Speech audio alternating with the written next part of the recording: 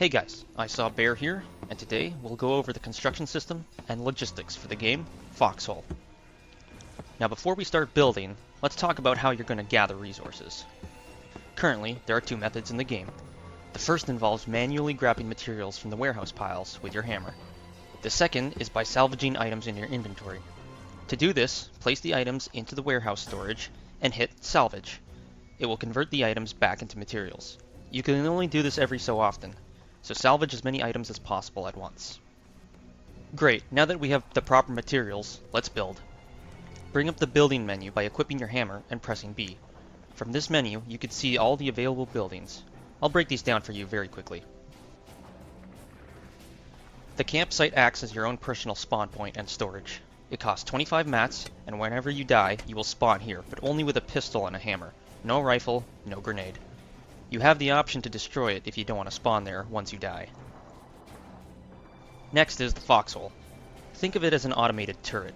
If the enemy gets close enough, it will fire on them at a steady pace and cover 360 degrees around it. It costs 50 mats and can withstand about 3 grenades. Beneath that is the pillbox. Similar to the Foxhole, it will open fire on enemies within a certain range. The difference is that the pillbox only covers a narrow field of fire, but will pretty much destroy anything in its path. These cost 150 mats and takes a whole satchel to be destroyed. Next is the outpost. Identical to your faction's initial FOB, the outpost acts as a spawn point for your entire team. It costs 650 mats and will spawn everyone with a rifle and a grenade. It takes a lot of satchels to blow these up. Sandbags cost 6 mats and act as the most basic form of cover. Easy to build, but also easy to destroy.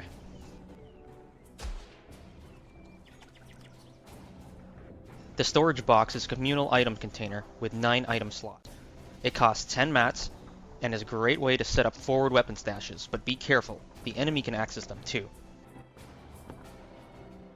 The watchtower works in conjunction with the radio that you can build at the workshop. It costs 25 mats and will reveal enemy positions within a certain range of the watchtower to anyone with a radio equipped. Metal walls act as the most permanent form of barrier to the enemies. At a cost of 20 mats, they can't be climbed and take several explosives to destroy.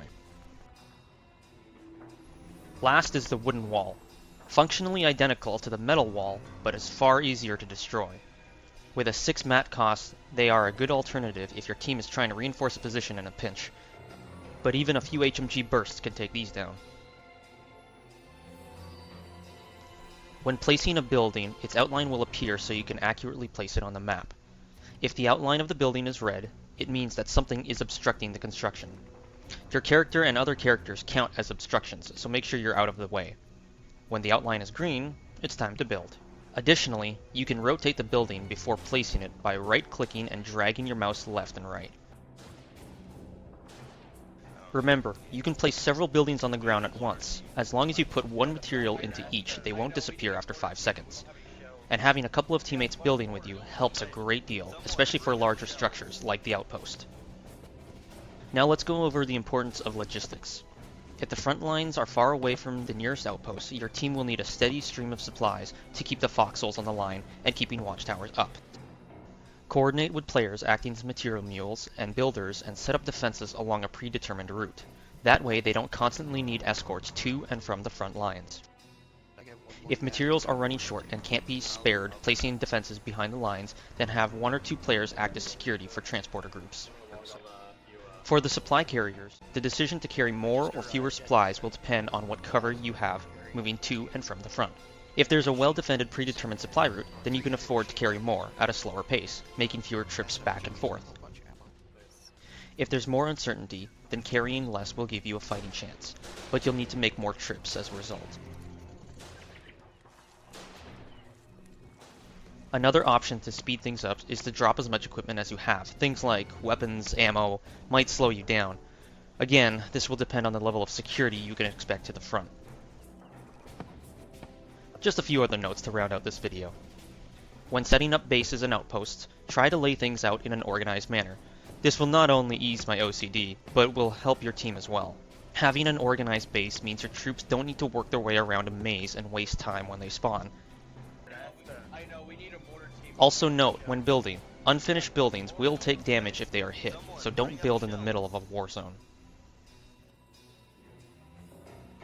Certain buildings, like pillboxes, will need to be oriented to be effective. Just make sure they're pointed towards the enemy.